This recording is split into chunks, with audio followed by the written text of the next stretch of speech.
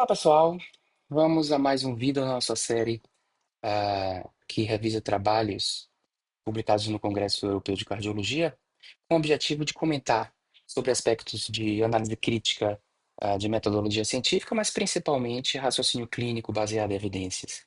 E esse vídeo e a escolha desse trabalho para hoje, ele foi inspirado numa discussão com um colega. Eu tenho discussões clínicas e científicas com vários colegas, né, que me inspiram realmente a refletir, e a trazer coisas aqui importantes. E essa a análise desse trabalho tem relação com um conceito que eu falei no vídeo introdutório, ah, dessa série, onde eu mencionei evidenciomania, né? E um dos conceitos relacionados à evidenciomania é cada vez mais os estudos, ensaios clínicos, fazerem pergunta que eu caracterizei como perguntas micro, né? A respeito de uma especificidade de como fazer a conduta ou em quem fazer a conduta, né? E é bom a gente saber informações, não é que esses estudos não sejam informativos, mas o que eu mencionei ali naquele momento é que quanto mais micro é a pergunta, ah, maior a variabilidade individual, da aplicação de um conceito que é retirado do efeito médio do tratamento. Então ele responde menos e cria uma ilusão que eu estou fazendo, identificando a conduta exata que deve ser feito, quando a exata conduta deve ser mais parte de uma avaliação individual, tá? Então, o cuidado de que esse tipo de evidência micro não assumam um formato de medicina baseada em regra, no qual o resultado de um trabalho é imediatamente discutido como uma mudança de conduta em um guideline. E o médico faz medicina baseada em guideline, ou baseada em regras, ao invés de utilizar um conceito e um processo de decisão muito mais complexo, que olha o indivíduo, as particularidades do indivíduo, inclusive seus valores e preferências. Bem, é, para exemplificar, então esse colega me comentava que é fácil conversar com estudantes, residentes, esse colega é cardiologista também, professor e preceptor, é fácil a gente dialogar e mostrar a importância de uma evidência. Mas é mais difícil a gente explicar que evidência não significa conduta, tá? E que a conduta e a decisão é algo que está além de evidência. Eu quero informada pela evidência, mas muitas vezes a evidência não responde exatamente o que a gente tem que fazer com o paciente. Ela orienta, ela é o norte, mas não é a decisão. Então, essa é uma situação que esse colega relata que ele tem grande dificuldade de explicar, e eu acho natural, sim, também tenho essa dificuldade, e daí que a gente criou o princípio da prova do conceito. E aqui eu estou indo mais a fundo nesse princípio da prova do conceito, né? Porque é fácil para alguém entender a importância de evidência científica, mas é mais complexo a pessoa entender como utilizar a evidência científica. E é aí que entra esse conceito da questão da evidência macro versus evidência micro, né? O que a gente deve entender é que um estudo que observa desfechos em um grupo comparado com outro, o resultado dele, benefício, malefício, é o resultado médio, não é o que vai acontecer com o nosso paciente. Dentro daquele grupo de pacientes que se beneficiou, né, existem quatro tipos de pessoas. Existem pessoas imunes ao desfecho que não teriam desfecho de qualquer forma. Existem pessoas que teriam desfecho tratados ou não tratados, são os condenados. Existem pessoas que se prejudicam com a conduta e existem pessoas que se beneficiam. E esse benefício que a gente mostra é a subtração dos que se beneficiam pelos que se prejudicam. Então as pessoas são diferentes, o resultado médio não é igual ao resultado da pessoa. E quando a gente usa uma pergunta muito específica, muito micro, ela depende muito mais da característica das pessoas. Portanto, o average treatment effect que a gente está vendo ali é uma média, mas é uma média como se tivesse um desvio padrão muito maior do que a média de estudos que testam grandes conceitos. Ok? Bem, o que é que esse estudo que a gente vai discutir aqui faz?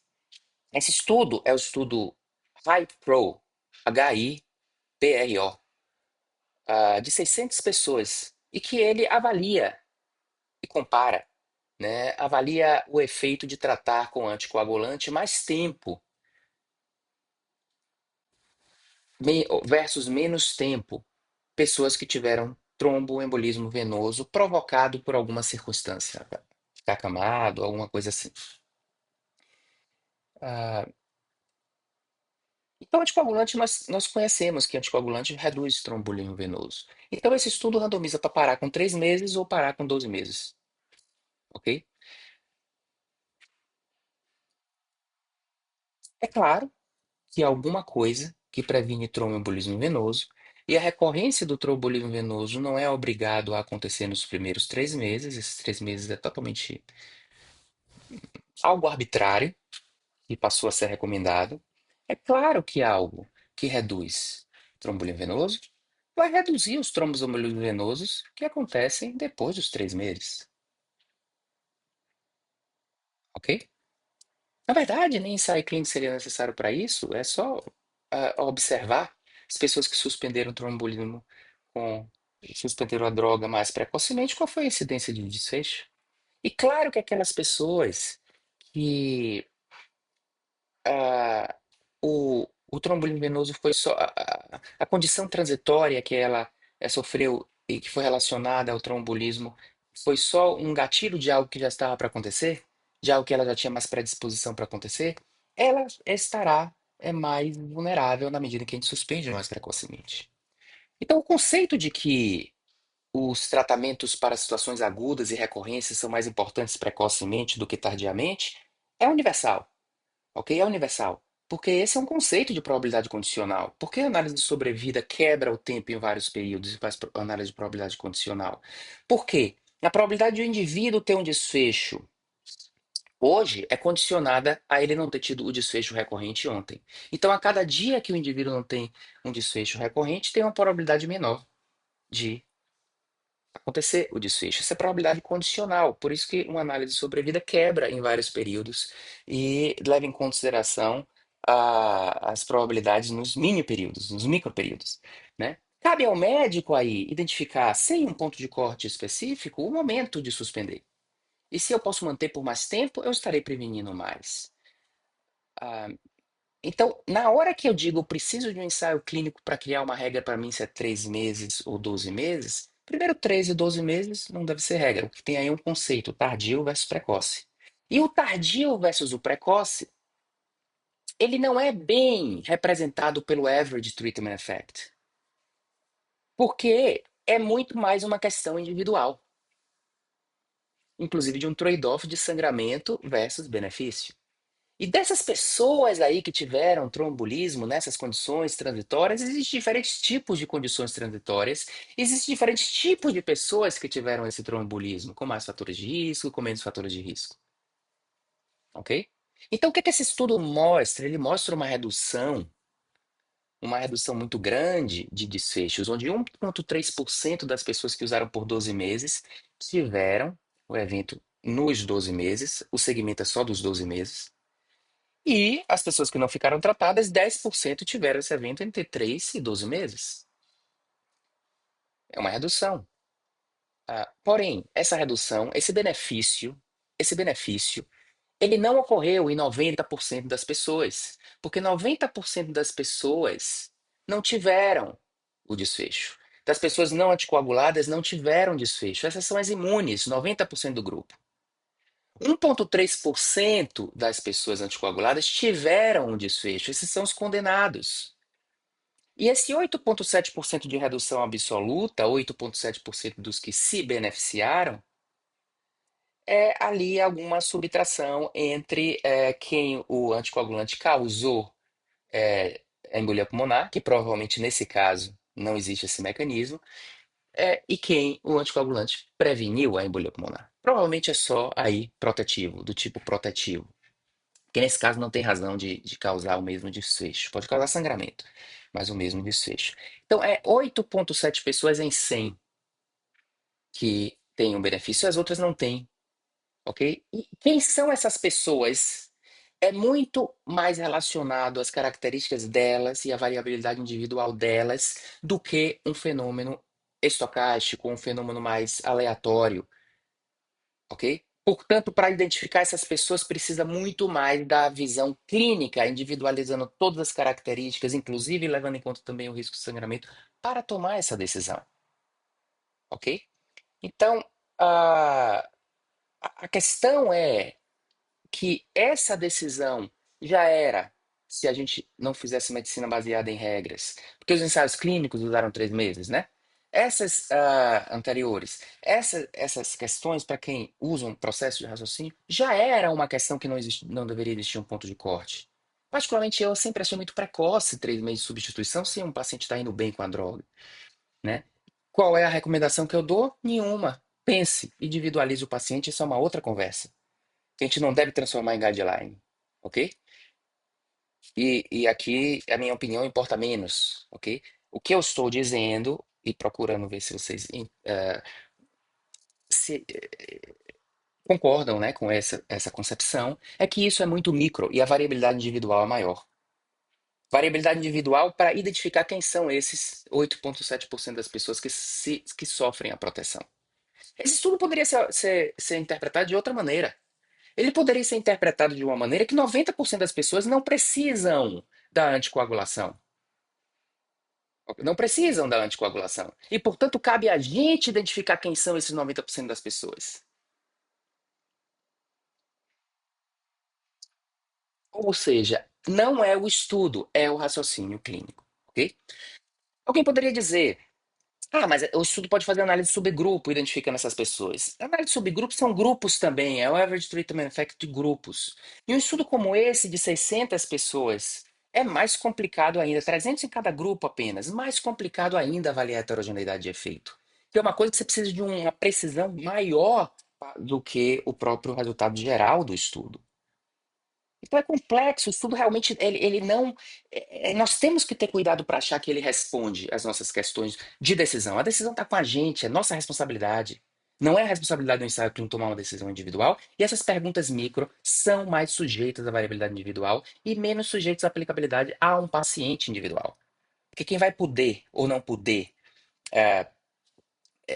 suspender mais precoce são pessoas que têm certas características que cabe a gente identificar. Esse é o ponto da questão micro. Bem, eu falei que esse estudo é pequeno. Na medida que a gente vai fazendo perguntas mais micro ou perguntas mais secundárias em outras populações, a gente vai vendo uma redução da qualidade dos estudos. A gente vai vendo estudos abertos, a gente vai vendo estudos que combinam muitos desfechos, ou a gente vê estudos realmente pequenos, menores que os estudos tradicionais. 600 pacientes apenas. Esse estudo mostra um hazard ratio que significa uma grande redução de risco. Esse estudo mostra um hazard ratio de 0,13, ou seja, 87% de redução de risco. É bastante grande essa redução. Muito grande essa redução. 87% de redução relativa do risco, ok? Mas qual a precisão disso? Qual a precisão disso? Olhando o intervalo de confiança, que vai de 0,04 para 0,36, não se preocupem com os limites do intervalo, calcule a precisão da estimativa 0,13, é a amplitude desse intervalo de confiança dividindo, porque é uma medida relativa, o limite superior com o limite inferior é 9. É muito grande. É muita imprecisão. Se vocês observarem, lembrarem do que eu falei no estudo DIG, que a gente analisou o intervalo de confiança, eu mostrei lá e comparei com vários estudos. Uma precisão moderada é uma razão do limite superior e o limite inferior. A maioria desses estudos ficam um número entre 1 e 2 de precisão. 1,5, 1,4, 1,6 é uma precisão moderada. E eu pontuei que acima de 1,8 você tem um estudo de precisão pequena. Aqui a gente tem 9 de amplitude desse intervalo de confiança. É um estudo muito impreciso. O erro devido à imprecisão, ele é delimitado pelos limites do intervalo de confiança? A resposta é não, porque se lembrem que intervalo de confiança não diz 95% de probabilidade da verdade, mas sim se refere ao dado observado, em se considerando hipóteses. Portanto, aquele limite não garante que o erro vai até aquele ponto, não. A mensagem é 0,13 muito impreciso. Portanto, existem amostras aleatórias, existem amostras nessa família de distribuição de amostras que estariam cometendo um erro muito grande.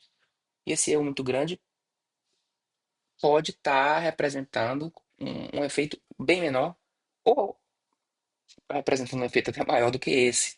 Então, a incerteza. Então, tem essa segunda questão que eu quero dizer. A pergunta micro, ela não só é menos reprodutível, né, no indivíduo, menos previsível em um específico indivíduo, como normalmente esses estudos eles vêm com uma qualidade inferior e esse estudo é muito impreciso. Se for analisado precisão como deve ser analisada, observe que essa análise é diferente de dizer alcançou significância estatística ou e tinha poder. Porque aqui a gente não está falando em é benéfico ou não é benéfico. Porque benéfico a gente sabe que é, a questão é a magnitude do benefício. Então existe aí realmente alguma coisa que dessa 87% a gente não sabe se é. E eu não vou entrar em mais detalhes metodológicos, porque eu queria trazer esse estudo para essa reflexão. Ótimo que ele está aí. É um estudo que nos traz um dado que pode ser interpretado, não vou chamar de inútil, ok? Mas cuidado, porque ele não deve criar uma regra a respeito do quanto tempo você deve anticoagular para o seu paciente. Ele não deve dizer que seus pacientes devem ser anticoagulados com 12 meses ou e não com 3 meses. Eu tenderia sempre, nunca usei esse limite de 3 meses, sempre fui além, sempre achei pouco. Ok? Mas vai ter pacientes que eu vou usar o limite de 3 meses, vai ter pacientes que eu vou ter que anticoagular com 2, vai ter pacientes que vai ser 6, depende. Depende de muita coisa e não é uma só decisão. Decisão a gente toma todo dia. A gente vai mudando de ideia à medida que as coisas mudam. Portanto, cuidado com esse tipo de situação. Então, esse estudo exemplifica bem essa conversa que eu tive com um colega e que eu mencionei para vocês no vídeo inicial. Tá? Existe aqui realmente um benefício. Porém, o seu paciente não é resolvido por essa pergunta, por esse estudo, e 4 de 300 pacientes em um grupo e 30 de 300 pacientes em outro grupo tendo desfecho, não traz uma precisão que a gente se torna confortável com o tamanho de efeito aqui demonstrado. Ok? Eu sou muito a favor. Quanto mais com esses anticoagulantes novos, que é mais fácil e é mais previsível o efeito a uma anticoagulação, inclusive mais prolongada. Mas o que eu estou falando aqui não deve ser uma regra retirada de um estudo com uma conduta, a partir de agora a gente tem que anticoagular por 12. Inclusive porque esse estudo também não testou que 12 é suficiente. Pode ser mais tempo suficiente. Vamos dizer que aí re-randomizasse de 12 a 24. Poderia ter uma diferença grande também. Esses 90% que são imunes em 12 meses, alguns deles vão não se demonstrar não imunes em 3 anos. E por aí vai. Portanto, o estudo não resolve o pensamento clínico. Cuidado com informações muito micro sendo avaliadas em ensaios clínicos. Obrigado pela atenção.